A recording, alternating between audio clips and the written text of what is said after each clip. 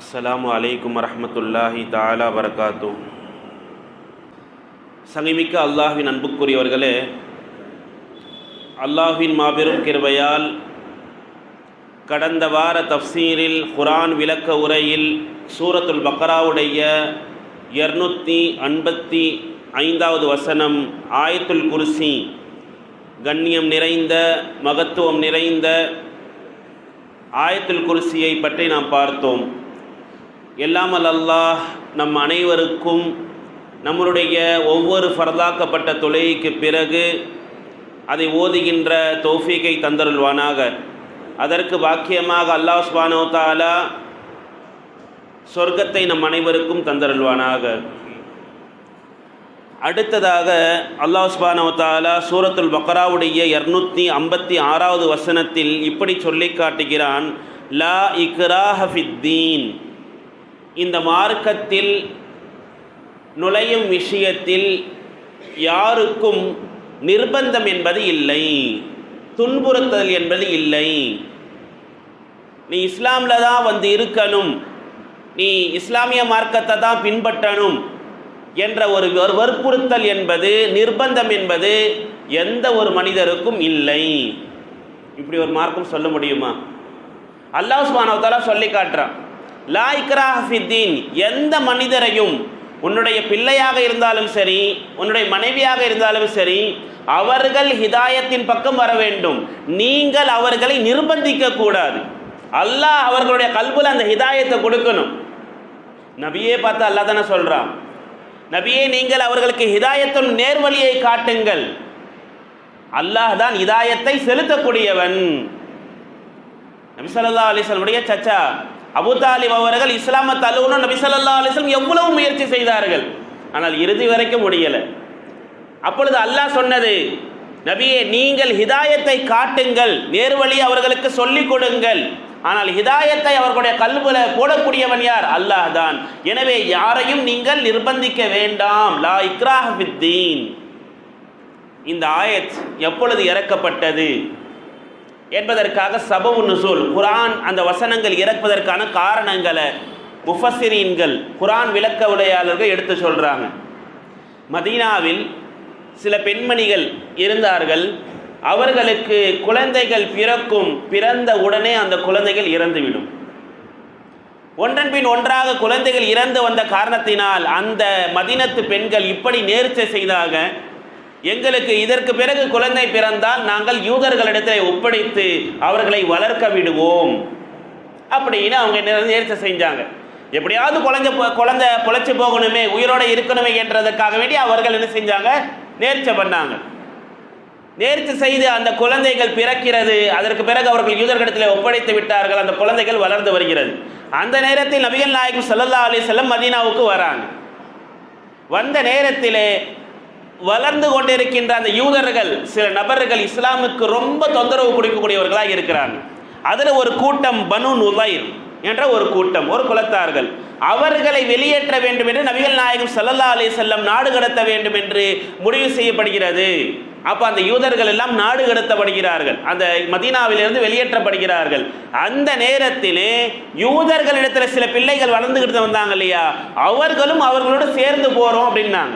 நாங்களும் அவங்களோட போகிறோம், என்னுடைய சொந்த அம்மா அப்பா எனக்கு வேணாம் அப்படி என்று என்ன செய்தார்கள்? இருந்தார்கள். அந்த நேரத்திலே அந்த பெற்றோர்கள் என்ன செய்வதென்றே புரியவில்லை. எங்களுடைய பிள்ளைகளாச்சு, அவங்க கூப்பிட்டுட்டு போயிட்டா எப்படி? ரசூலுல்லாஹ் நாங்கள் என்ன செய்யணும் அப்படின்னு சொல்லும் பொழுது நபிகள் நாயகம் ஸல்லல்லாஹு அலைஹி வஸல்லம் இந்த வசனம் இருக்கிறது, லா இக்ராஹ ஃபித்தீன். அந்த பிள்ளைகளுக்கு, அந்த பெரிய பிள்ளைகள் ஆகிட்ட பிறகு அவர்கள் இஸ்லாமை தழுவி வந்தால் அவர்களை சேர்த்து கொள்ளுங்கள். அவர்களை நீங்கள் இஸ்லாமுக்குத்தான் வர வேண்டும் என்று நிர்பந்திக்காதீர்கள். அவங்க போக்கிலே விட்டுருங்க. அவங்க இஸ்லாமை தழுவி என்ன செய்யணும்? வரணும். அவர்களுடைய கல்புல அல்லாஹ் சுப்ஹானஹு வ தஆலா என்ன செய்யணும்? இஸ்லாமை அவர்களுக்கு போடணும். அதுக்காக வேண்டி நாம் இப்படி நினைச்ச கூடாது, என் புள்ள வேற ஒரு இது பக்கமா போறான் அதனால அல்லாஹ்வை விட சொல்லிட்டான். அப்படி கிடையாது. அவருக்கு தீனை எடுத்து சொல்றது நம்ம கடமை. நம்ம தப்பா வளைக்க கூடாது. மார்க்கத்தில் நிர்பந்தம் என்பது இல்லை. அப்படின்னா என்ன? நீங்க வாழ வச்சு இஸ்லாம் பரவியதுன்னு பல பேர் சொல்றாங்களே, அது இல்லை. இஸ்லாம் என்பது மார்க்கத்தை எடுத்து சொல்லப்பட்டு உனக்கு விருப்பம் இருந்தால் உன்னுடைய கல்விலே அந்த ஒளி விளக்கு என்பது அல்லாஹ் சுப்ஹானஹு வ தஆலா ஒளி வெளிச்சத்தை வச்சிருந்தான், நூறானியத்தை வச்சிருந்தான், ஹிதாயத்தை வச்சிருந்தான். என்ன செய், மார்க்கத்தின் பக்கம் வா. நான் உன்னை நிர்பந்தித்து என்ன செய்ய மாட்டேன், இஸ்லாமின் பக்கம் கொண்டு வர மாட்டேன். இதுதான் இஸ்லாம் சொல்லிக் கொடுக்கிறது. இன்னொரு ரிவாயத்துகளில் இப்படியும் சொல்றாங்க, ஹுசைனி என்ற ஒரு அன்சாரி தோழர் இருந்தார். அவருக்கு 2 பிள்ளைகள். ஷாம் நகரத்திலிருந்து மதீனாவுக்கு சில கிறிஸ்துவர்கள் வியாபார விஷயமாக ஜைத்துன் எண்ணெய் விற்க வராங்க. அந்த கிறிஸ்துவர்கள் அவர்களுடைய மதம் சம்பந்தப்பட்ட விஷயங்களை, பரப்புரைகளை செய்வார்கள். இல்லை, இன்னைக்கு எத்தனையோ பரப்புரைகள் செய்கிறாங்க. அது மாதிரி எடுத்து சொல்லக்கூடிய நேரத்தில் இந்த ஹுசைனி என்பவருடைய 2 பிள்ளைகள் அந்த வியாபார கூட்டத்தோடு சேர்ந்து அவர்களும் கிறிஸ்துவர்களாக மாறிடுறாங்க. இந்த நேரத்தில் அந்த மனிதர் ஹுசைனி என்பவர் அன்சாரி தோழர் நபி ஸல்லல்லாஹு அலைஹி வஸல்லம் இடத்துல வந்து நிற்கிறார். வந்து கேட்கிறார், அலா அஸ்தக்ரிஹுமா யா ரசூலல்லாஹ், என்னுடைய 2 பிள்ளைகளும் நான் நிர்பந்தமாக இஸ்லாமுக்குத்தான் வர வேண்டும் என்று நிர்பந்திக்கட்டுமா அப்படி என்று அந்த சஹாபி அன்சாரி தோழர் நபி ஸல்லல்லாஹு அலைஹி வஸல்லம் கேட்டாங்க. அப்பொழுது வசனம் இறங்குகிறது, லா இக்ராஹ ஃபித்தீன். அவர் கிறிஸ்துவ மதத்தை தாண்டி போயிட்டார். அவரை நீ நிர்பந்திச்சு வர வச்சால் அவர் உண்மையான முஸ்லிமாக இருக்க மாட்டார், முனாஃபிகா தான் இருப்பார். வெளியில ஒன்று இருப்பார், உள்ள ஒன்று இருப்பார். அப்படி தன்மை என்பது இருக்கக்கூடாது. எனவே அவரை நீங்கள் அவங்க இருவர்களையும் என்ன செய்திருங்க, விட்டுடுங்க.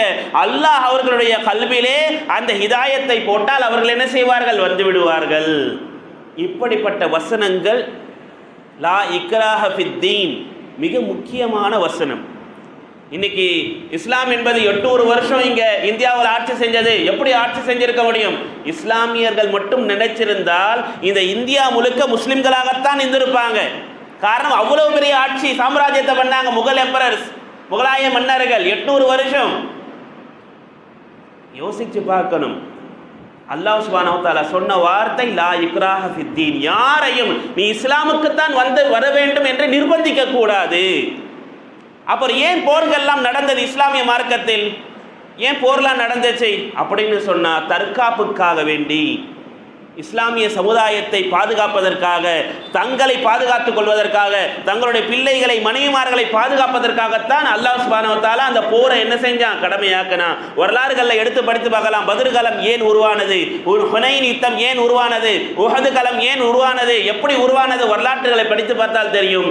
தற்காப்புக்காக, தங்களை பாதுகாத்துக் கொள்வதற்காக வேண்டித்தான் இஸ்லாமிய போர்கள் என்பது நடந்திருக்கிறது.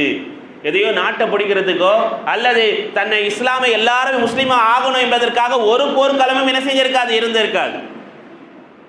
எந்த அளவுக்குன்னு சொன்னா, உமரே ஃபாரூக் ரலியல்லாஹு தஆலா அன்ஹு எவ்வளவு பெரிய வீரமானவங்க, அவங்க எவ்வளவு பெரிய ரோஷக்காரங்க. அவங்களிடத்துல ஒரு யூதர் வேலை செய்கிறார், மிக திறமைசாலி அவர். அவங்களுக்கு பேர் அஸ்பக். அஸ்பக் என்ற ஒரு திறமைசாலியான ஒரு அடிமை. எந்த அளவுக்கு நான் உமரதன் ஒவ்வொரு நாளும் சொல்லுவாங்களா, நீ இஸ்லாமுக்கு வந்தனேப்பா, எவ்வளவு இரக்கமாக சொல்ல வேண்டுமோ, எவ்வளவு கனியமாக சொல்ல வேண்டுமோ, கண்ணியமாக சொல்ல வேண்டுமோ, அந்த அளவுக்கு உமரதன் சொல்லிக்கிட்டே இருப்பாங்களாம். அப்பொழுது கேட்பாரா, எல்லா விஷயத்திலும் கரடு முரடாக பேசக்கூடிய நீங்களா என்னை இவ்வளவு தாழ்மையாக கேட்கிறீர்கள்? அப்பொழுது உமரதர் சொல்லுவாங்களாம், இஸ்லாமை தழுவக்கூடிய விஷயத்தில் யாரையும் நிர்பந்திக்க கூடாது என்பது குர்ஆன் சொல்லி தருகிறது. லா இக்ராஹ ஃபித்தீன். மார்க்கத்திலே நுழையக்கூடிய விஷயத்தில் யாரையும் துன்புறுத்துதல், யாரையும் வற்புறுத்துதல், யாரையும் நிர்பந்திப்பது என்பது இஸ்லாமில் கிடையாது. நீ மட்டும் இஸ்லாமை தழுவினால், அவங்க சொல்றாங்க, நீ மட்டும் இஸ்லாமை தழுவினால் உன்னுடைய திறமையின் காரணமாக இஸ்லாமிய பல பொறுப்புகளை உனக்கு நான் கொடுக்கலாம் என்று நினைக்கிறேன். யாருக்கு? ஒரு அடிமையை பார்த்து, அவருடைய திறமை, அவர் மட்டும் இஸ்லாமுக்கு வந்தால் பல பொறுப்புகள் அவர்களுக்கு கொடுத்து இஸ்லாமுடைய விஷயங்களை அவரை வைத்து என்ன செய்யலாம், வேலை வாங்கலாமே என்று உமர் ரலியல்லாஹு தஆலா அன்ஹு இஸ்லாமுக்காக வேண்டி அவரிடத்துல கேட்டு இருக்கிறாங்க. வரலாறு சொல்லி தருகிறது. அல்லாஹ் அடுத்து சொல்கிறான், ஃபமை யக்ஃபுர் பித்தாகுத் லா இக்ராஹ ஃபித்தீன் கத் தபய்யன ருஷ்து மினல் கய். அல்லாஹ் சொல்கிறான், நேரு வழி என்பது மிக தெளிவாகிவிட்டது. எதிலிருந்து? வழிகேட்டிலிருந்து. வழிகேடு இதுதான் நேர்வழி என்று தெளிவாக தெரிஞ்சிருச்சு. எனவே இஸ்லாமில் யாரையும் நிர்பந்தித்து என்ன செய்யாதீங்க, கொண்டு வராதீங்க என்று சொல்லிவிட்டு அல்லாஹ் சொல்கிறான், ஃபமை யக்ஃபுர் பித்தாகூதி யார் தீய சக்திகளை கொண்டு ஷைத்தான்களை மறுத்து வயுக்மின் பில்லாஹி அல்லாஹ்வை கொண்டு ஈமான் கொள்கிறார்களோ, தீய சக்திகளை வெறுத்து மறுத்து ஷைத்தானை வெறுத்து அல்லாஹ்வை யார் ஈமான் கொள்கிறார்களோ ஃபகத் இஸ்தம்ஸக பில் உர்வத்தில் உஸ்கா ஃபலன் ஃபிஸாம லஹா, பிடிமானம் இருக்கின்ற வலிமையான பிடிமானத்தை என்ன செய்து கொண்டிருப்பார்? பற்றி பிடித்து கொண்டுவார். உருவத்தில் உஸ்கா அப்படின்னு சொன்னா வலிமையான பிடிமானம், வலிமையான பிடிமானம். லன் ஃபிஸாமலஹா, அது எப்பொழுதுமே அருந்து போகாது, அது எப்பொழுதுமே ஒடிந்து போகாது. அப்படிப்பட்ட ஒரு பிடிமானத்தை நிச்சயமாக அவர் என்ன செய்து கொள்வார்? பிடித்து கொள்வார். யாரு? ஷைத்தானிய தீய சக்திகளை விட்டு அல்லாஹ்வை ஈமான் கொள்ளக்கூடியவர். தீய சக்திகளை விட்டு ஷைத்தானுடைய விஷயங்களை விட்டுட்டு யார் அல்லாஹ்வின் பக்கம் வந்தார்களோ அவர்கள் எதை பிடித்து கொண்டார்கள்? அல்லாஹ்வுடைய அந்த வலிமையான பிடிமானத்தை பிடித்து கொள்வார்கள். உமர் ரலியல்லாஹு தஆலா சொல்றாங்க, இந்த இடத்துல தாகூத் என்ற ஒரு வார்த்தை பதிவு செய்யப்பட்டிருக்கிறது. அந்த தாகூத் என்றால் என்ன தெரியுமா? ஷைத்தானை அல்லாஹ் குறிப்பிடுகிறான். உர்வத்தில் உஸ்கா, அந்த பிடிமானம், வலிமையான பிடிமானம் என்று சொல்லப்படுகிறது. அது என்ன தெரியுமா? லா இலாஹ இல்லல்லாஹ் என்ற கலிமாவை. எவர் ஒருவர் லா இலாஹ இல்லல்லாஹ் என்ற கலிமாவை யார் பிடித்து கொண்டாரோ அவர் அல்லாஹ்வுடைய பக்கம் என்ன செய்து விட்டார்? வந்து விட்டார். இன்னும் பல ரிவாயத்துகளில் இப்படி வருகிறது, எவர் ஒரு மாலிக் ரஹ்மத்துல்லாஹி அலைஹி சொல்றாங்க, எவர் ஒரு குர்ஆனை பற்றி பிடித்து கொண்டாரோ, குர்ஆனை பற்றி பிடித்து கொண்டார். குர்ஆன். அதே போன்று இன்னொரு இமாம்கள் சொல்றாங்க, அல் ஹுப்பு ஃபில்லாஹ், அல்லாஹ்வுடைய விஷயத்திலே பிரியம் கொண்டும் அல்லாஹ்வுடைய விஷயத்திலே கோபம் கொண்டும், இதெல்லாம் நஃப்ரத், இதெல்லாம் ஷரியத்துக்கு மாற்றமானது, அதை நான் வெறுக்கிறேன் என்ற அந்த வெறுப்புதலும் இருக்கிறது. அதற்கு பேருதான் அல் உர்வத்துல் உஸ்கா, அந்த வலிமையான பிடிமானம்.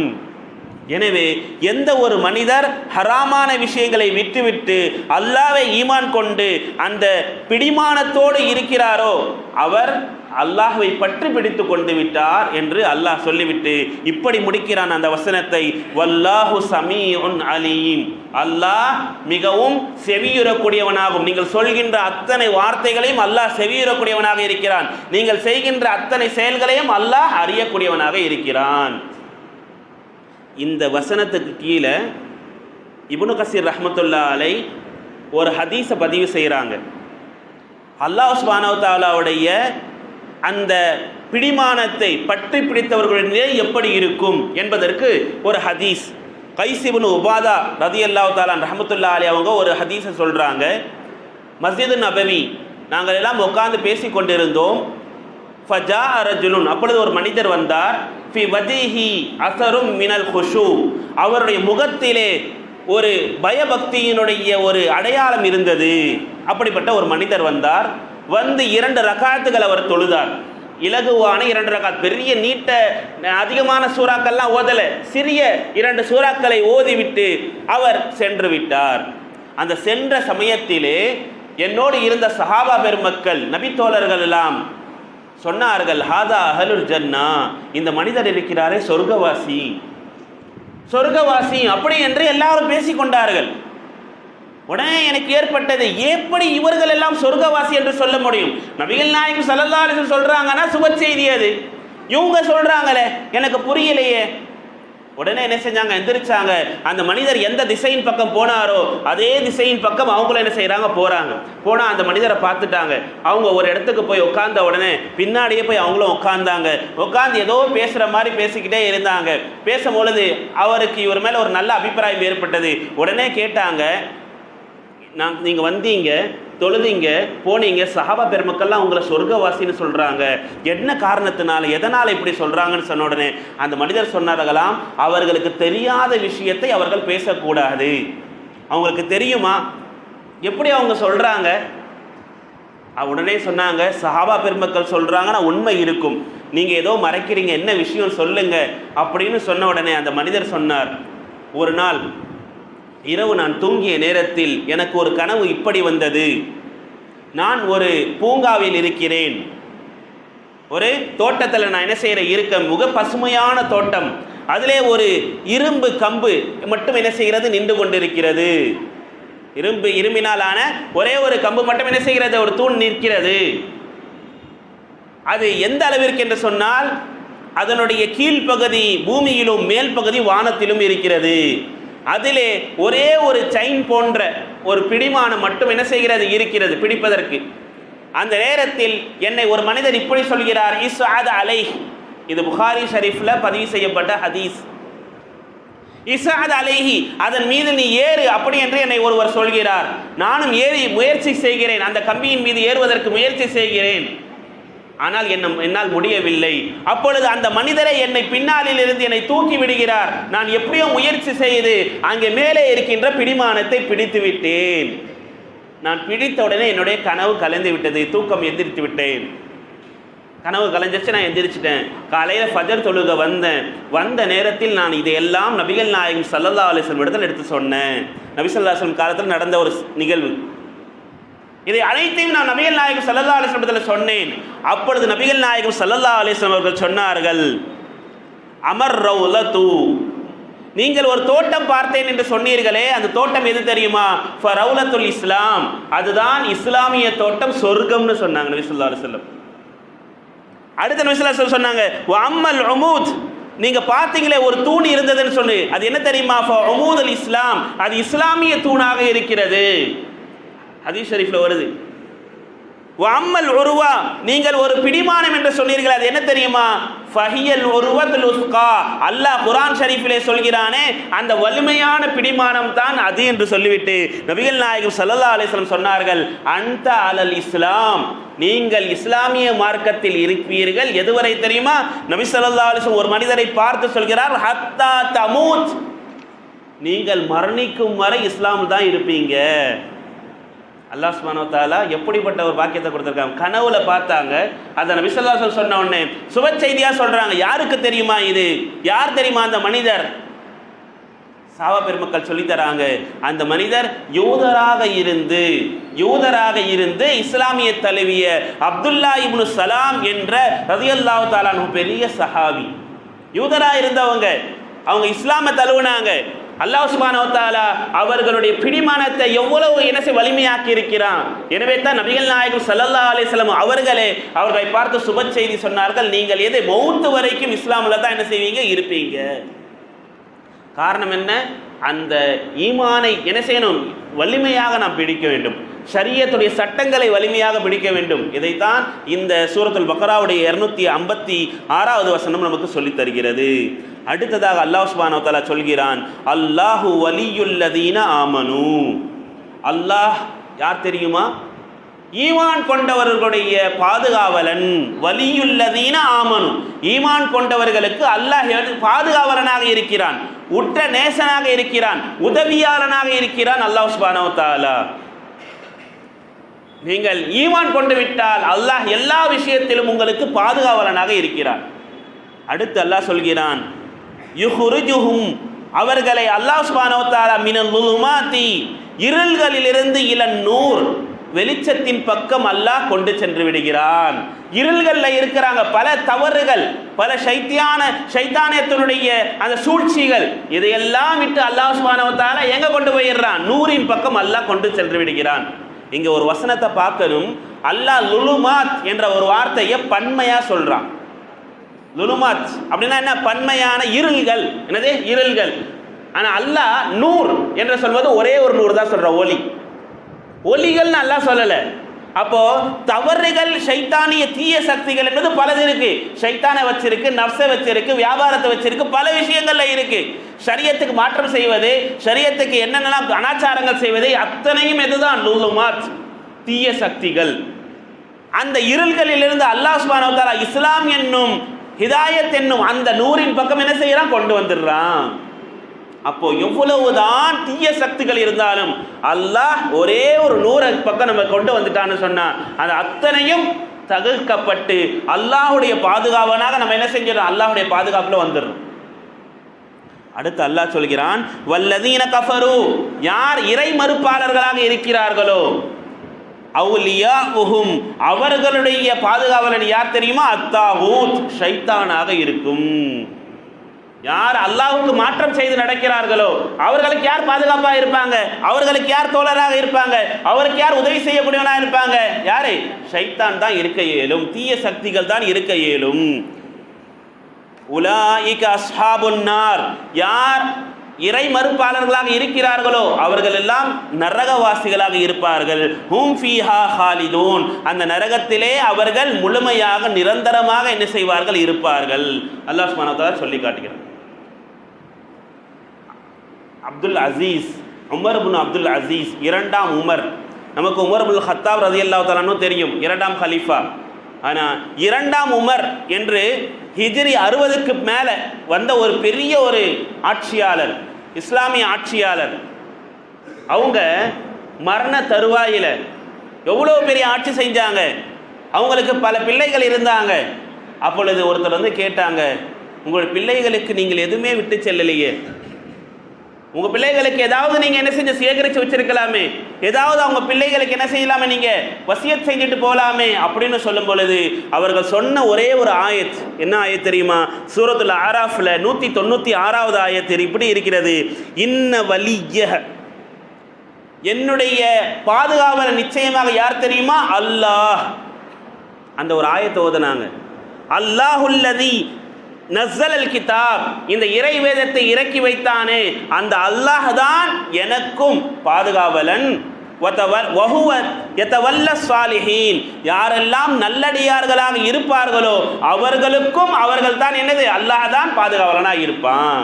என் பிள்ளைங்க சாலிஹானவன் நான் வளர்த்துட்டேன், அவங்களுக்கு எதுவுமே தேவையில்லை, என்ன பாதுகாத்தவன் யார்? அல்லாஹ். அதே போன்றுதான் என்னுடைய பிள்ளைகளை சாலிஹாக நான் ஹாஃபிலாக உருவாக்கி இருக்கிறேன், குர்ஆனை மனனம் செய்தவர்களாக உருவாக்கி இருக்கிறேன். அந்த அல்லாஹ் அவர்களையும் என்ன செய்வான்? பாதுகாப்பான்.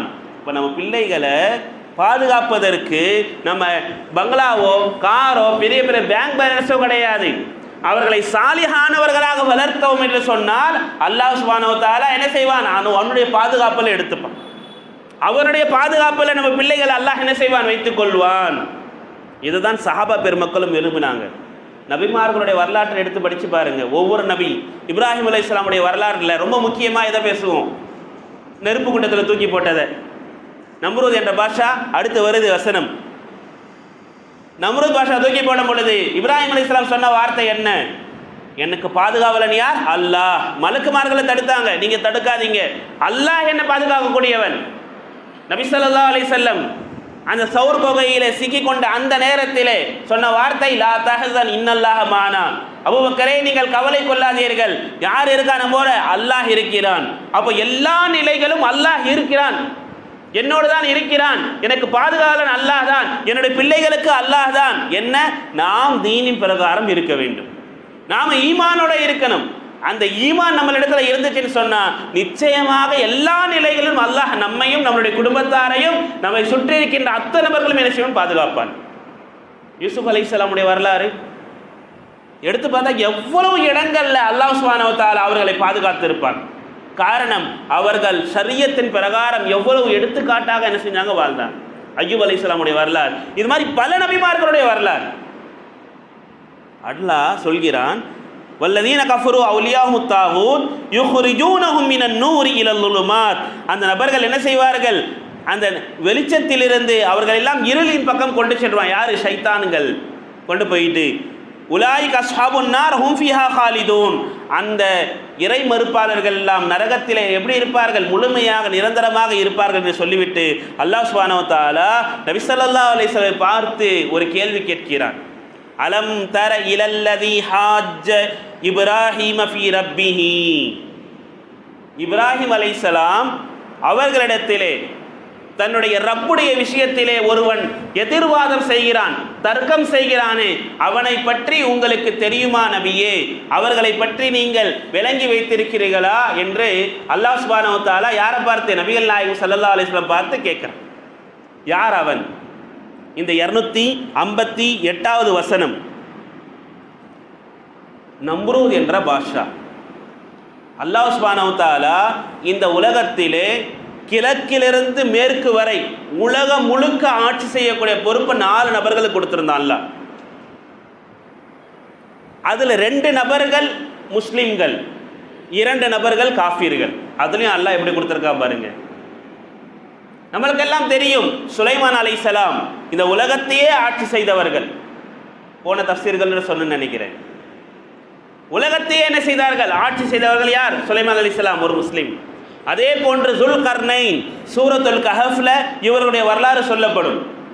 துல்கர்னைன், நம்மளாம் இஸ்கந்தர், அலெக்சாண்டர், மாவீரன் அப்படிலாம் சொல்லுவோம் இல்லையா, அவரும் ஒரு முஸ்லீம். இப்படி 2 நபர்கள் முஸ்லிம்களாக என்ன செஞ்சிருக்காங்க? இந்த உலகத்தையே ஆட்சி செஞ்சிருக்காங்க. அதே போன்று காஃபிர்களாக இறை மறுப்பாளர்களாக இருந்தவர்கள் 2 நபர்கள். ஒன்று புக்து நசர் என்ற ஒருவன், இரண்டாவது நம்ரூத், இப்ராஹிம் அலைஹிஸ்ஸலாம் காலத்தில் வாழ்ந்த நம்ரூத் என்ற ஒரு அரசன். இவன் ஈராக் என்ற பகுதியில் பாபில் என்ற பகுதியில் ஒரு அரசனாக இருந்தவன்.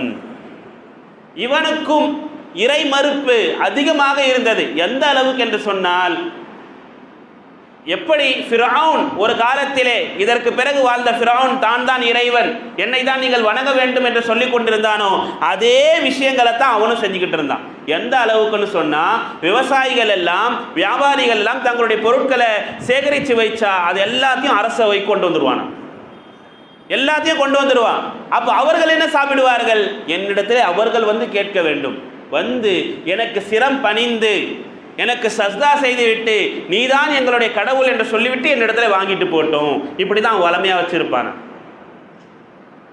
இப்படி வளமையாக வச்சுக்கிட்டு இருந்த அந்த நேரத்தில் தான் இப்ராஹிம் அலைஹிஸ்ஸலாம் உணவு வாங்குவதற்காக வேண்டி எல்லா கூட்டத்தார்களும் வரும் பொழுது ஒரு சமயம் வராங்க. வந்த நேரத்தில் சொல்றான், எல்லாருக்கும் உணவு கொடுத்தாச்சா, எனக்கு சிரம் பண்ணி எனக்கு சஸ்தா செஞ்சுட்டு போ, நான் தான் கடவுள்னு சொல்லு அப்படின்னு சொன்ன உடனே இப்ராஹிம் அலைஹிஸ்ஸலாம் சொல்லுவாங்களா? சின்ன வயதிலிருந்தே சிலைகளை இது பண்ணி அதை பண்ணி எவ்வளவோ அவங்களுடைய வரலாறு இருக்கு. இவங்க செய்வாங்களா? உடனே சொன்னாங்க, என்னுடைய ரப்பு யார்? அல்லாஹ் தான். என்னுடைய ரப்பு யாரு? அல்லாஹ். அல்லாஹ்வை தவிர்த்து நான் யாருக்கும் என்ன செய்ய மாட்டேன்? சுஜூத் செய்ய மாட்டேன். இந்த விஷயத்தை தான் அல்லாஹ் சுப்ஹானஹு வ தஆலா இந்த 258வது வசனத்தில் சொல்றான். அலம் தர இலல்லதி ஹாஜ்ஜ இப்ராஹிம ஃபீ ரப்பிஹி அன் ஆதாஹுல்லாஹுல் முல்க. அந்த அரசனுக்கு அல்லாஹ் பெரிய ஆட்சி அதிகாரத்தை கொடுத்திருந்தான். அதையும் அவன் மறுத்து தனக்கு கொடுத்த அந்த நியாமத்துகளுக்கெல்லாம் நன்றி மறந்து அவன் தன்னையே என்ன செஞ்சுக்கிறான்? கடவுள் என்று சொல்லிக் கொள்கிறான், இறைவன் என்று சொல்லிக்கிறான், ரப்புன்னு சொல்லிக்கிறான். அப்பொழுது இது கால இப்ராஹிம் அலைஹிஸ்ஸலாம் அவர்கள் சொன்னாங்க, ரப்பிய, என்னுடைய இறைவன் யார் தெரியுமா? அல்லதி யுஹ்யி வ யுமீத். என்னுடைய இறைவன் தான் உயிர் கொடுக்கக்கூடியவனும், என்னுடைய இறைவன் தான் மரணிக்க செய்கின்றவனும் சொல்லி யார் சொல்றா? இப்ராஹிம் அலைஹிஸ்ஸலாம் சொல்றாங்க. உடனே அவன் சொன்னான், உன்னுடைய ரப்பு உயிர் கொடுக்குறான், அதுக்கப்புறம் என்ன செய்யறான்? மரணிக்க செய்யறானா? அந்த வேலையை நானும் தானே செய்வேன், நீ எப்படி செய்வ? தூக்கு தண்டனை கைதி, மரண தண்டனை கொடுக்கப்பட்டவங்க 2 பேரை கூட்டிட்டு வா அப்படின்னு என்ன செய்யறான்? கூட்டு வர சொல்றான். பணியாளன் போய் கூப்பிட்டு வந்தான். கூப்பிட்டு வந்த உடனே, இந்த மனிதரை போய் தலையை துண்டாக்கிரு, இந்த மனிதர் நீ பொழைச்சு போ அப்படின்ட்டான். என்னடா செய்யற? நீ தானே சொன்ன உயிர் கொடுக்கக்கூடியவனும் மரணிக்க செய்யக்கூடியவனும். அவன் வேற மாதிரியா விளங்கிக்கிட்டான். இப்ராஹிம் அலைஹிஸ்ஸலாம் சொன்னது பிறப்பு கொடுப்பதும் அல்லாஹ், இறப்பு கொடுப்பதும் அல்லாஹ் அப்படின்னு அவங்க சொன்னாங்க. இவன் நினைச்சுக்கிட்டான் உயிரை கொடுக்கறது, அதான் நான் உயிரை அவனுக்கு கொடுத்துட்டேன், அவன் சாவணும்னு இருந்தான், மரண தண்டனை விதிக்கப்பட்டவன், தூக்கிலிடப்பட்டவன், அவனை நான் என்ன செஞ்சிருக்கிறேன்? காப்பாற்றி விட்டுருக்கிறேன், அவனுக்கு ஹயாத்தை கொடுத்துட்டு நான். வீணா போனவன் மாதிரி இந்த இடத்துல வருகிறது. அவன் சொன்ன கால ஆனா எனக்கும் அந்த ஹயாத்து கொடுக்க முடியும், எனக்கும் அந்த மௌத்தை கொடுக்க முடியும் நம்ரூத் என்ற பாஷா சொன்னான்.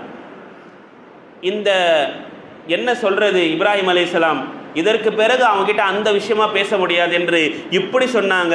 கால இப்ராஹிம் அலைஹிஸ்ஸலாம் சொன்னார்கள், ஃபஇன்னல்லாஹ யஅதி பிஷம்ஸி மினல் மஷ்ரிகி. என்னுடைய இறைவன் அல்லாஹ் இருக்கிறான் இல்லையா, கிழக்கிலிருந்து சூரியனை உதிக்க செய்வான். வந்துட்டாங்க. ஃபர்ஸ்ட் ஒரு விஷயம் சொன்னாங்க, அவன் வேற மாதிரியா விளங்குனா. இப்போ 2வது விஷயத்தை வாதத்தை வைக்கிறாங்க. எப்படி? ஃபைனல்லாஹ் யஹதி பிஷம்ஸி மினல் மஷ்ரிகி. என்னுடைய அல்லாஹ் இருக்கிறானே அவன் எங்கே செய்கிறான்? கிழக்கிலிருந்து சூரியனை உதிக்க செய்கிறான். ஃபஅதி பிஹா மினல் மக்ரிபி. சரிப்பா, நீ என்ன பண்ணு? மேற்கிலிருந்து சூரியனை உதிக்க செய். நீ என்ன பண்ணு? நீ தான் சொல்றல்ல என்னால் ஹயாத்தும் கொடுக்க முடியும், என்னால் மௌத்தும் கொடுக்க முடியும், நான் இப்படிப்பட்டவன் அப்படிப்பட்டவன்னு சொல்றியே, நான் இப்போ ஒன்று சொல்கிறேன், அதை செய். நீ என்ன, கிழக்கிலிருந்து என்னுடைய இறைவன் சூரியனை உதிக்க செய்து மேற்கிலே மறைய வைக்கிறான், நீ ஒன்றும் பண்ணாத, மேற்கிலிருந்து அந்த சூரியன் என்ன செய், உதிக்க வை.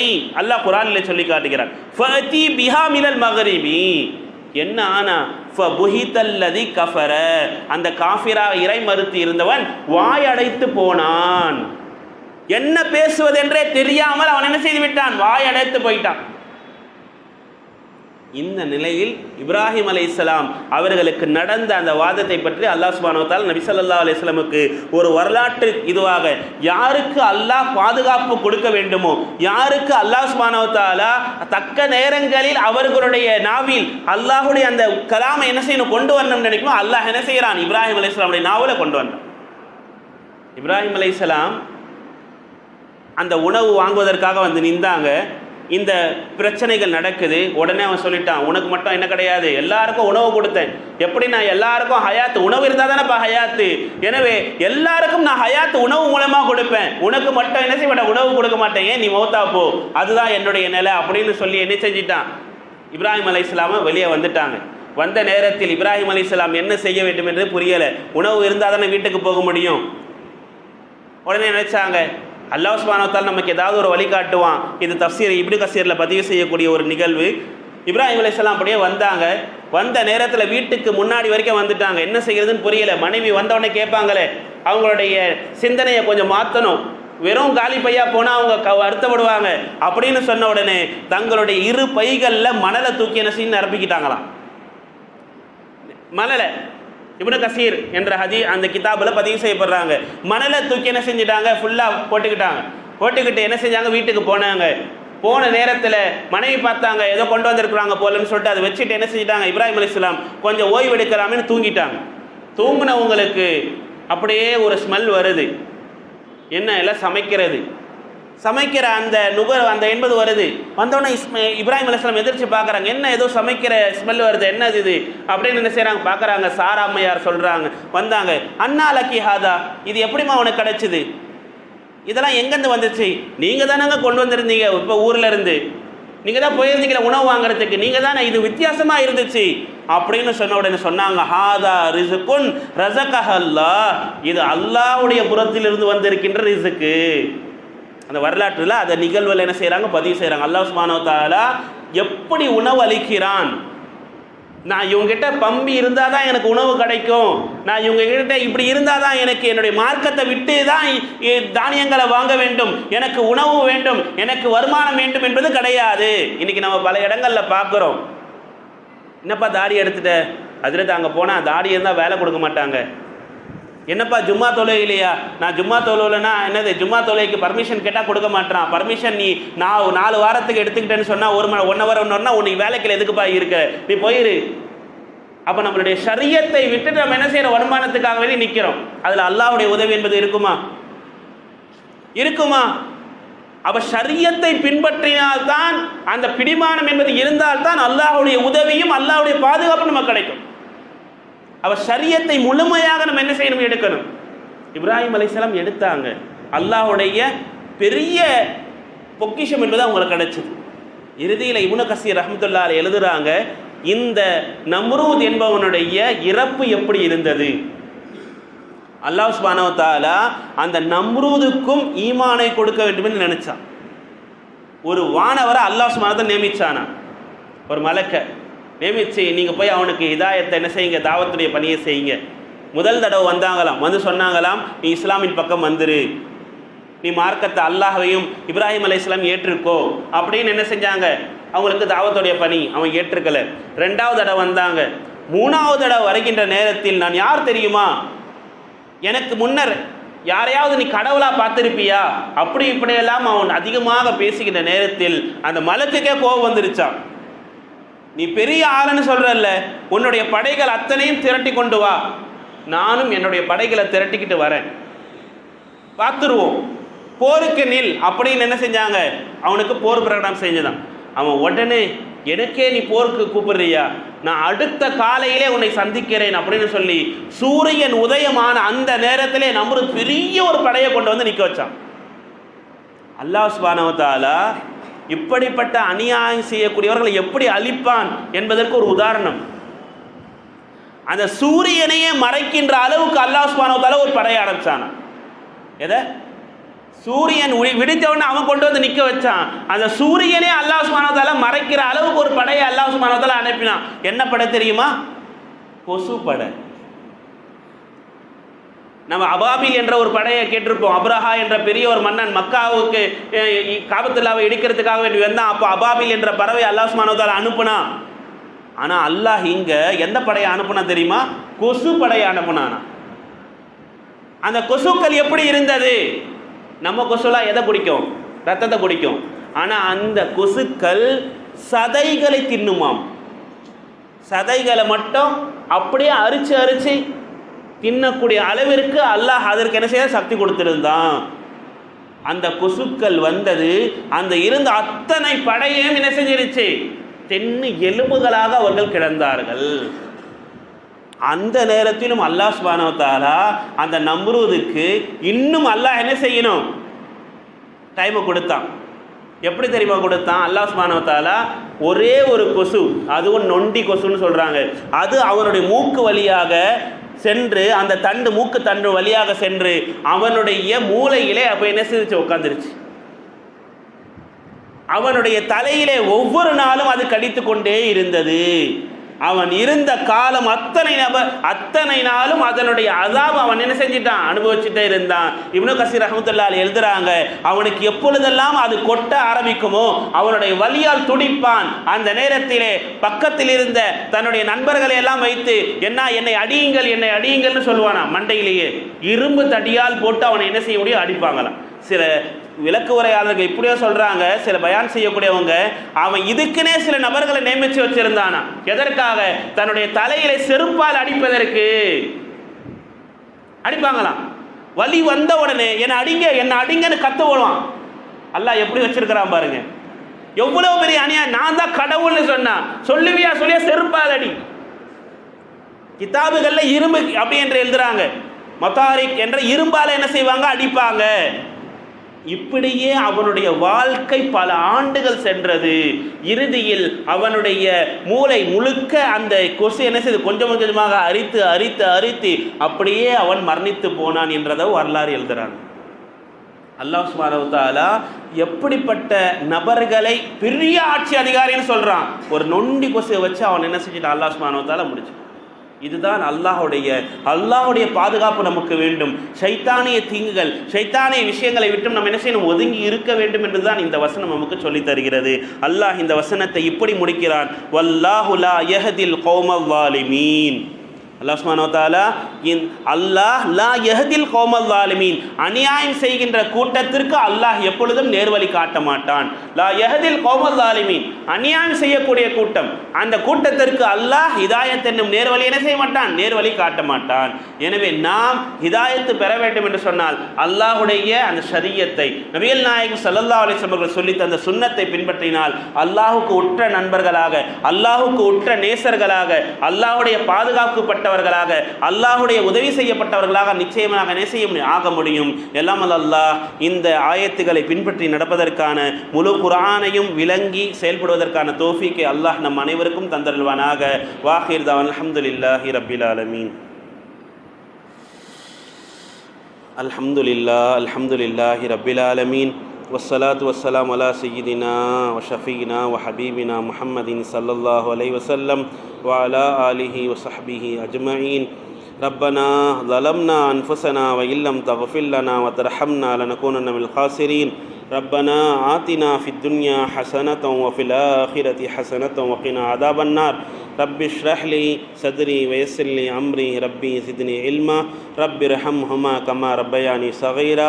صلى الله تعالى على خير خلقه سيدنا محمد وعلى آله وصحبه أجمعين والحمد لله رب العالمين. صلى الله عليه وسلم.